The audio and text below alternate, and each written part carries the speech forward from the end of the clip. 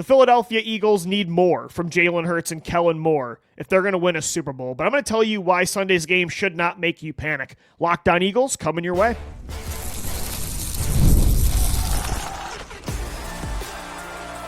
You are Locked On Eagles, your daily Philadelphia Eagles podcast. Part of the Locked On Podcast Network. Your team every day.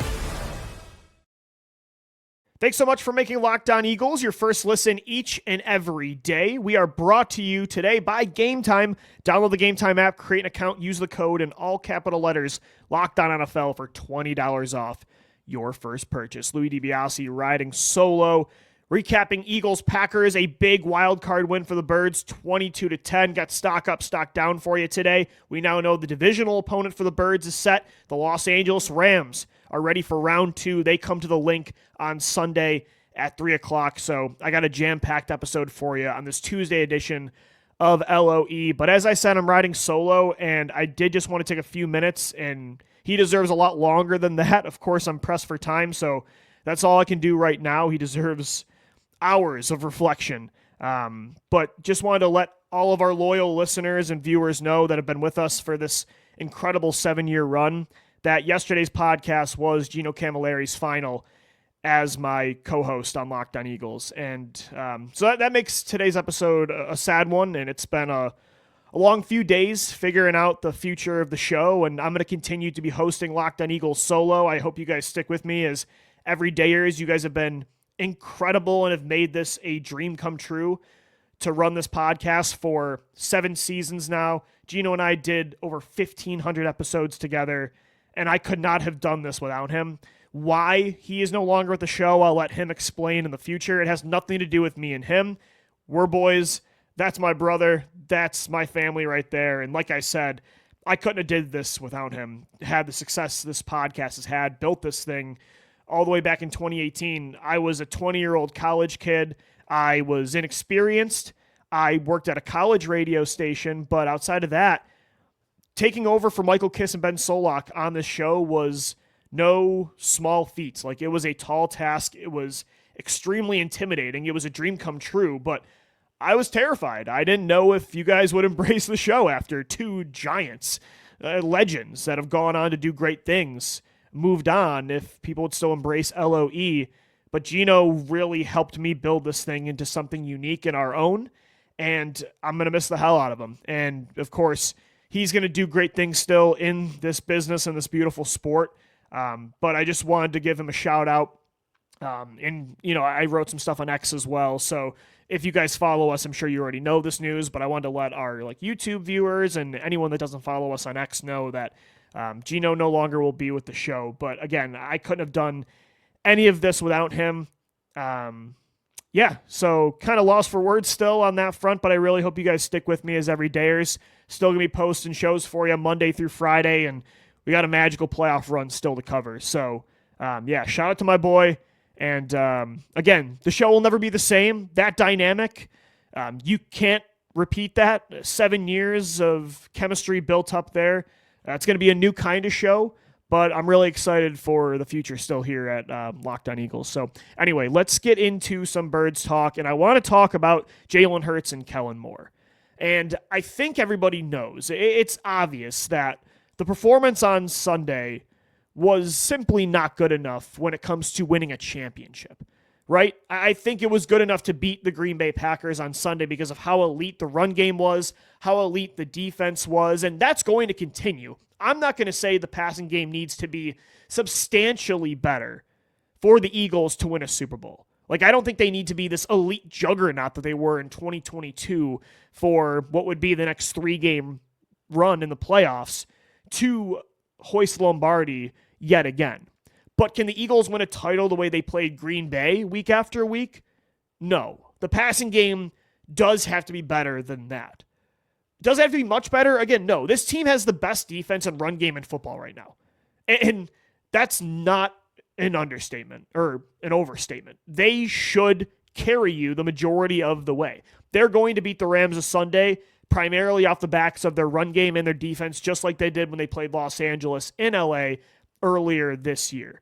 I truly believe, honestly, that some people just don't want to win this way, and that's why they say the Eagles cannot win a Super Bowl without passing the football. Like, I think there needs to be a certain floor that you have to get to as a passing offense, and normally, year after year, you have to have a certain standard of passing to be a consistent contender. But for this year's Eagles team, as I've said on the episodes all year, you have to do what's best for this year's football team, and that is let the run game and the defense carry you because, again, they are the number one defense in football right now, and they're the number one run game. So those two things can win you a championship. They can get you at least to the Final Four.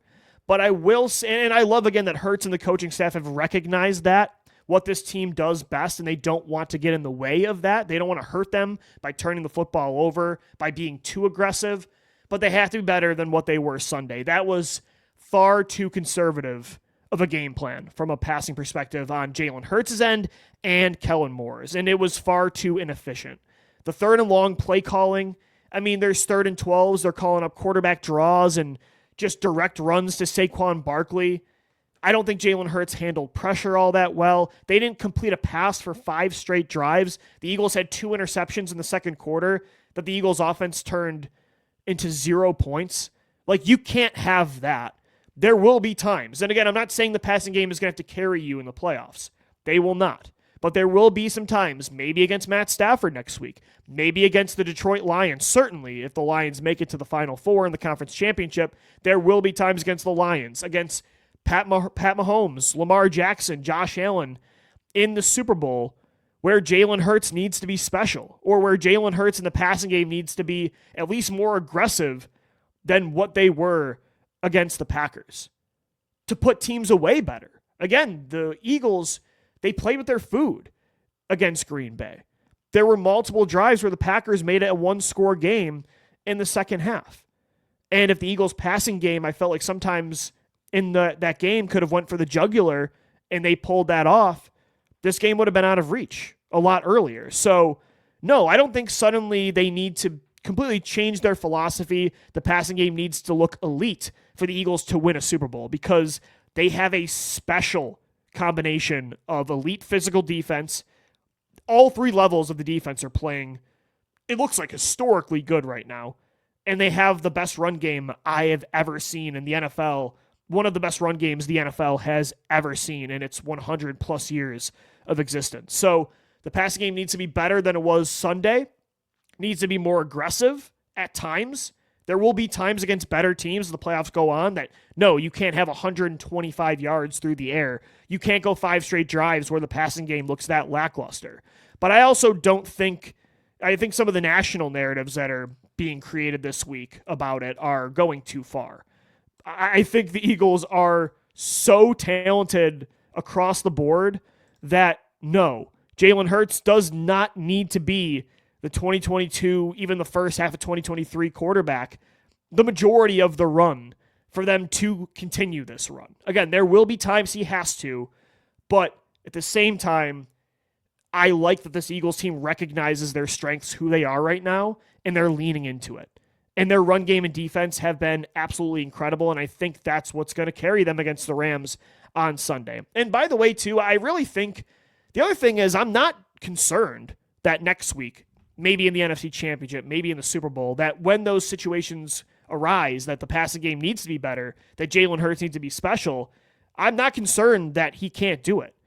Because, and even look in that game against the Packers, the 2 clutch drives in the second half when Green Bay made it a 1-score game, those 2 drives made me optimistic, where Jalen Herz goes 3 for 3, 61 yards, the passing touchdown to Dallas Goedert, where he called the audible to go back up 2 scores. Then the next drive after Green Bay scores again, he goes 3 for 4. He gets them down the field. Jake Elliott kicks a field goal. They go back up 9. So even in these games where Hertz struggles a lot of the time as a passer, still in those gotta-have-it moments, he does perform at his best. And that's why I'm optimistic. And we've seen him do that this year a lot, where even the games he doesn't light up the box score as a passer, he still steps up when it matters most. And I think he will do that if he has to against the Rams, against the Lions, against the Chiefs, or whoever they would play in the Super Bowl Is he going to do that all of the time if he doesn't have to? No. He's going to let Saquon and the defense carry them. He has understood that's his role this year. The coaching staff has told him to play more conservative this year. It's why I think he's not pulling the trigger at times when maybe there's a 30-yard play to be had. Instead, he takes the 10-yarder. Like, I think mentality-wise, the Eagles are coaching him to be that kind of player this year, and he's embracing it. But when he needs to be Superman, when he needs to be Batman and not Robin, I think he'll knock the rust off next week and move forward, and he'll be able to do that if his number's called. But he needs help too. Like Kellen Moore, the routes that were designed on Sunday, it has to be better. Those routes felt lazy. They felt predictable. Green Bay was all over it. There was no creativity at all. There simply was not a lot of separation. So, yeah, Jaylen Herz was rusty on Sunday. I don't think he handled pressure all that well. But at the same time, a lot of that performance was also on Kellen Moore. He was not helping his guys get open. He was not making it easy on Jalen. So they need to be better for the Eagles to win a Super Bowl. Absolutely. Jalen Hurts and Kellen Moore. But do they have to be substantially better moving forward? No. They need to be timely and clutch. But this defense and run game, after rewatching that game, it is so good that I truly believe this year, in this year's version of the NFL, if that's carrying you the rest of the way, yeah, this team can still win a championship 100%. And we'll get into the run game, the defense, all that and more with Stock Up coming your way right here on the Locked On Eagles podcast. Today's episode of the Locked On Eagles podcast is brought to you by Intuit TurboTax. Taxes were waiting and wondering and worrying if you were going to get any money back, and then waiting, wondering, and worrying some more. Now Taxes is matching with a TurboTax expert who can do your taxes as soon as today. An expert who gives your taxes their undivided attention as they work on your return, while you get real-time updates on their progress so you can focus on your day. An expert who will find you every deduction possible and file every form, every investment, everything with 100% accuracy. Also, you can get the most money back guaranteed. No waiting, no wondering, no worries. Now this is Taxes. Get an expert now on TurboTax.com. Only available with TurboTax Live full service. Real-time updates only in iOS mobile app. See guarantee details at TurboTax.com/guarantees. Thanks so much for making Locked On Eagles your first listen each and every day. Continuing to recap the Eagles' big wild card win over the Green Bay Packers 22-10. And we will start things off in segment 2 with Stock Up. Got to highlight some of the heroes of that performance. And man, where do you start outside of second-year edge rusher Nolan Smith? 8 tackles in that game, 2 tackles for a loss, 5 quarterback pressures, 2 sacks. And that's why I labeled this graphic for our YouTube viewers, Nolan Smith, Hassan Reddick who? Because Nolan Smith made us forget about Hassan Reddick on Sunday. He made us forget that the Eagles, pretty much the majority of the year, did not have like a go-to Batman, if you will, edge rusher that in the clutch always stepped up. I thought it was a great committee approach this year where Josh Sweat had some big games, Bryce Huff at times made plays, Brandon Graham, the last time the Eagles played the Rams, that was the BG game. Nolan Smith had some monster performances. I even thought Jalix Hunt flashed at the end of the year. But I was truly wondering, heading into the postseason, when push comes to shove, it's a close game against a really good team. The playoffs, this is where the moments are bigger. The fourth quarter, those moments where Hassan Reddick was best in 2022 and 2023. Is Josh Sweat going to be that guy to step up? Is Nolan Smith going to be that guy to step up? Do the Eagles have that guy in those moments to come through? Nolan Smith on Sunday showed me they do, and he's that guy. Like, he looks like a star in the making. He was everywhere. And it's not just the development you're seeing in front of our very eyes of the speed to power, pass rush moves, the ability to counter tackles now was unbelievable, but it's also just the run game dominance. He is one of the best edge setters that I've seen in recent years. Nolan Smith has been incredible as a run defender. He's making tackles on special teams. I mean, Nolan Smith, he's now at, if you combine the playoffs and the regular season, 8.5 sacks on the year. And it was so cool to see Nolan be the one that was the hero of the game, the best player on the field. Nick Sirianni gave him a game ball because when Howie Roseman mentioned this offseason a potential change in philosophy about the need to give, when he was reflecting on the 2023 season, he talked about the need to give young players more of a chance to develop on the field, to give those guys the benefit of the doubt, to let them grow and not always have veterans playing in front of them or have a short leash on these guys. And he mentioned Nolan Smith specifically because Nolan had such a good playoff performance last year against Tampa that Howie said, maybe a guy like Nolan Smith should have played more. And I think I'm really glad he mentioned Nolan by name there, because that philosophy change that Howie had this year, where he went all in on the young guys, that has allowed this team to go from the 26th overall defense last year to the number 1 defense. So I love that it kind of came full circle that Nolan Smith last year in the playoffs was great. It opened Howie Roseman's eyes to potentially a new philosophy on defense. 1 year later in the playoffs, who's dominating for Howie Roseman's new team? It's the young defense led by Nolan Smith. Right? I mean, I just think that was such a cool moment to see Nolan just ball out in that football game. And I also, for the same reasons, put stock up for Jaylen Carter. And again, like all year, the numbers don't look super sexy for Jaylen Carter. But Carter, again, when the game was on the line, was the guy that stepped up on a 3rd and 3 where the Packers are driving down 9. If they score a touchdown, it's a 2-point game. Then a field goal could win it for Green Bay. It's a 3rd and 3. Jaylen Carter blows up his one-on-one. He stops Josh Jacobs short of the first down. One play later, Jordan Love throws the football inaccurately out of bounds to Heath. He steps out of bounds. The Eagles get the turnover, and that was pretty much game. Jaylen Carter, this week before the Packers game, I said, he's the alpha. He needs to be the one that shows you, I'm the best player on this field every single time the football is snapped. I wanted him to have a game that says, yep, there's a future Hall of Fame talent. Now, did he do that? Did he have the game that Nolan Smith did in the box score? No. But I loved that Jaylen Carter, who, as good as Nolan Smith is, and he's developing into a star in front of our very eyes, as good as he is, Jaylen Carter is the alpha of this defense. And I loved that when the game was on the line, like I said with Hassan Reddick 2 years ago in the playoffs, who's going to make that play? It's Hassan Reddick. I think Nolan Smith can be that guy on the edge. But let's be real. When you need any sort of play, who is that guy? It's Jaylen Carter. And I love that 3rd and 3 happened. That moment was there. Okay, Jaylen, let's see what you got. Second year, you're the new Fletcher Cox. Fletcher did this. Can you do it? He did it. And that was such a good stop. That maybe was the play of the game.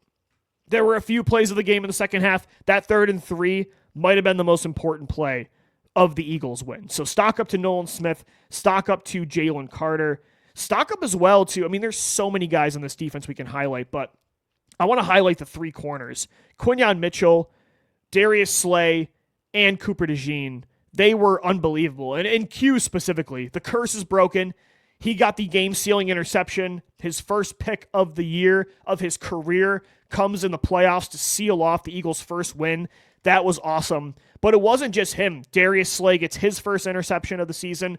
Cooper DeJean kept Jayden Reed in check. We said that was one of the biggest matchups of this game. Jayden Reed, only 4 catches for 46 yards. Not a great game from Jayden. I thought he was the number 1 guy to focus on in the passing game. These 3 corners, again, I'm a corner guy. You guys know this. I played the position. This is what I love. It was so pleasing to watch corners carry the Eagles in a playoff win. And Quinyon especially, because he, I think, has actually struggled a bit more the last 3 games against the Giants, against the Cowboys, and then against the Packers. There were times that he actually allowed some plays. Like, there were yards that he gave up. I should say the Washington game, then Dallas, and now the Green Bay game. Like, I think he's been a little more up and down as opposed to the first 14, 15 games of the year. But a cornerback, especially a rookie in the playoffs, like, you have to have a short memory. You got to keep your confidence. You got to have that poise and that bounce back ability. And Q showed the maturity and the bounce back ability, the short memory against the Packers, where he gives up a deep pass interference. It sets the Packers up 1st and goal, and they go right back after Q 2 times in a row. What does Quinyon Mitchell do? He forces 2 incompletions in the end zone and makes the Packers settle for a field goal. And then he gets the game-sealing interception. Like, that kind of poise for a rookie cornerback out of Toledo is so impressive. Being a rookie corner in the playoffs, that is no easy task. That is one of the toughest jobs in the world.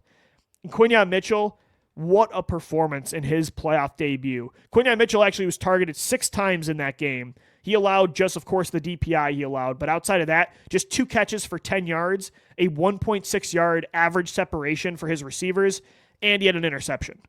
And what a full circle moment. Like, I remember being in Mobile, Alabama last year for the Senior Bowl and talking to Quinyon. I was interviewing him and I said, it's a typical cheesy question, but you got to ask him, who do you emulate your game after? Like, who did you want to be growing up? And he said Darius Slay. To see 1 year later that him and Darius Slay are locking down receivers in the playoffs together, like, that's really cool. And again, shout out to Cooper DeJean as well. He kept Jaden Reed in check.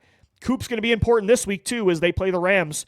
Puka Nacua and Cooper Kupp in the slot. Cooper is going to be important yet again in the divisional round. So stock up to all 3 corners. And then 2 other guys I want to get to before we take a break. Stock up on offense to Dallas Goedert and Devonte Smith. I mean, these two, A.J. Brown, like, he looked banged up for sure. Just 1 catch for 10 yards. But I thought Smitty and Goedert, when they were given the opportunity, both of them stepped up. Like, Dallas Goedert, that touchdown where he just kicked that corner out of the club, 3 different stiff arms and a broken tackle for the touchdown, and he was mic'd up. He actually said that 3rd stiff arm, he said he slowed down so he could come get some. Like, that is the most badass line I've ever seen. And what's kind of annoying, that game, Goedert was so good in that game that it was actually more frustrating to me. Like, that game made me even more frustrated at Dallas Goedert because that's who he is when he plays. When he plays, he is one of the best in the world at what he does. I mean, not just the catch, not just like bodying that guy 3 different times. Valentine was his name, right? Bodies him 3 different times, gets 20 yards over expected, run after the catch ability after a 4-yard catch, and he turns it upfield for a touchdown. But the catch itself was really tough. And then the following drive, he converts a big-time first down with a one-handed catch. Like, Dallas Goedert has always been a great playoff performer. He is always elite, run after the catch ability, physical. He's a great blocker. He showed that on Sunday as well. But, man, he's just never healthy all season long. And it's so frustrating because when he's on the field, like Sunday, that's what you get. And that's why the Eagles let Zach Ertz go, because this guy is so talented. And Devonte Smith, too. 4 catches for 55 yards, like nothing flashy, but Smitty showed off his toughness on Sunday and yet again was their most reliable receiver in the playoffs. Like, he is so clutch. He had some big-time catches in the 3rd and 4th quarter. Shout out to Dallas Goedert, Devonte Smith. Stock up to those guys. They're going to need them the rest of the way. All right, we'll get into stock down as we take one final look at Eagles-Packers, a 22-10 wildcard win for the Birds, and then we move on to the Rams right here on the Locked On Eagles podcast. This episode of the Locked On Eagles podcast is brought to you by Game Time. Look, I love going to live events, not just Eagles games, but concerts, theater. I'm a big fan of stand-up comedy. One of my favorite memories ever, actually, through Game Time was getting tickets to the Eagles NFC Championship game in 2022 against the San Francisco 49ers. I've had some awesome stand-up comedy shows that I've been to this year as well through Game Time. The energy, the excitement, just unforgettable. Now Game Time has made it even easier to get tickets for your favorite events with their new feature. It's called Game Time Picks. This feature fills out the fluff to show you only incredible deals on great seats, so you don't have to waste time searching through thousands of tickets.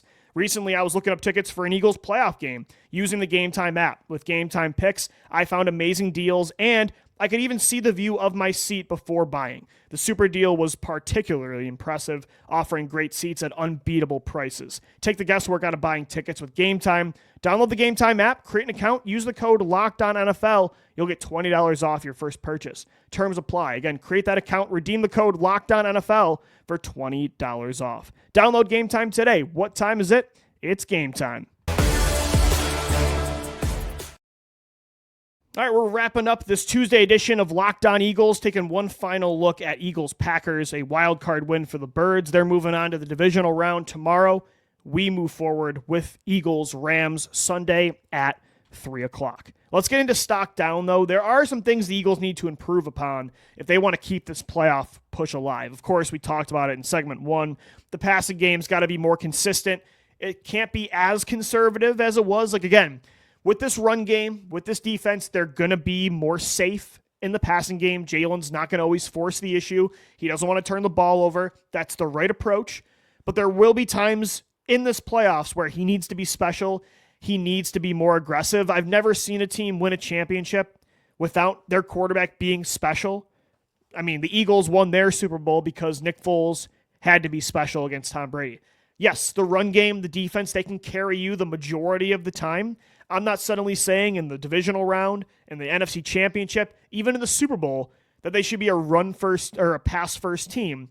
But when their number is called in the passing game, they got to be better than they were Sunday. And I think they will. I think a lot of that truly was Jaylen Herz being rusty and Kellen Moore just having an off day as a play caller. He's got to be a lot better.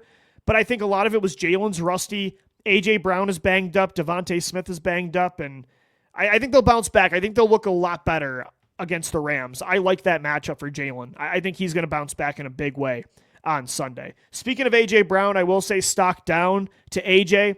Just one catch for 10 yards in that game. No, this has nothing to do with the picture of him on the sideline reading that self-help book. He's done that before. I'm sick of the A.J. Brown headlines, the drama that the media creates. I'm not trying to do that again, so that's not why it's stocked down, but it's stocked down because he didn't look that healthy. And I was watching the All-22 of that game the last few days, and I was watching the route concepts to see, like, what the hell is Kellen Moore doing here? Are these guys just not trying when it comes to running their routes? Is it just laziness? Is it lack of creativity, and it's more on Kellen Moore? And A.J. Brown, I'm watching him, and he definitely looks banged up. Like, he's dealing with some stuff. Hopefully this week can get him more healthy because you need A.J. moving forward. Like, one thing you cannot do in the passing game to continue, like, yeah, as I said, Jaylen Herz doesn't have to be 2022 Jaylen Herz to win a Super Bowl this year.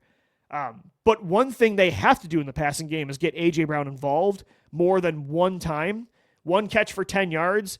If you're going to keep having that stat line for A.J. moving forward, then no, you're not going to win a championship. So Brown needs to be more involved. Hopefully he can get a little bit healthier. The passing game will bounce back. I like the matchup against the Rams. Their secondary is not that impressive. Brown had over 100 yards in the first game against LA. So hopefully this was a one-off. He can get a little bit healthier. He's going to be banged up the rest of the way no matter what, but they need number 11 to be more involved than Sunday if they want to have confetti at the end of all of this. So stock down to A.J. Brown. Again, not really because of anything he did, but he looks banged up, and he just was not involved, and they need him moving forward. And then stock down as well to linebacker depth. Nakobe Dean, we now know it sucks. Devastating for number 17. He's out for the year with that leg injury, and that sucks because Nakobe was having such a good breakout season. And I thought on Sunday, in the first half, outside of Nolan Smith, there wasn't a better player on the field on defense than Nakobe Dean. Like, he was setting the tempo for this defense. He was all over the ball. He was making some big-time hits, tracking the ball wherever it was going, was reading plays pre-snap. The fact that he's gone now, that's a big blow. Vic Fangio commented on it today in the press conference with the media. He said that maybe it's Jeremiah Trotter Jr. time. He said he has a bright future. Maybe that future starts now. Orion Burks was the one that came in on Sunday, and Burks has had a good couple weeks, forced a fumble on the kickoff return, but overall, I don't feel comfortable with him being on the field the majority of the time for this defense. I would like to see some more dime packages. Maybe you get Isaiah Rodgers, Keely Ringo, or Sidney Brown on the field more. I'm not suggesting Avonte Maddox, but I feel like that would actually be the move if that happened. But maybe get another DB out there, some more DB-heavy packages. Or you give Jeremiah Trotter Jr. a look. Trotter looked really good, I thought, in that final game against the Giants. I thought he looked good as well in the second half against Dallas. Maybe give Trotter a chance. Every time you've given a young guy a shot this year, it's paid off in your favor. It's worked out in your favor. It'd be kind of cool to see Jeremiah Trotter Jr. starting in a divisional playoff game for the Philadelphia Eagles. Like, talk about a full circle moment. That would be awesome. if they are going to use one of those linebackers a lot still, and they're not going to use more, dime packages, and they want 2 linebackers still out there, I want them to move forward with Trotter over Burks. We'll see what they do. Zach Bond will have the green dot. Speaking of stock up, by the way, earlier, Zach Bond was incredible Sunday. That interception, he just read Jordan Love's eyes perfectly. And they were using him everywhere. Like Fangio's using him as an overhang, dropping him back in coverage, disguising different looks for him. Number 53, another guy that we didn't shout out today, or even Saquon Barkley. I mean, Saquon just quietly doing his thing. Over 20 carries, over 100 yards. Like, this is what he does. And those two were elite, as they always are, on Sunday against the Packers. We'll take a first look at the Rams tomorrow. We got crossover Thursday with the guys over at Locked On Rams. We've got a Friday show for you as well. Still got 5 episodes for you on Locked On Eagles. We thank you so much for making us your first listen and watch each and every day. For now, though, that's going to do it for us on the podcast on this Tuesday edition of LOE. Thanks as always for downloading, watching, and listening. And let's go, Birds. Fly, Eagles, fly.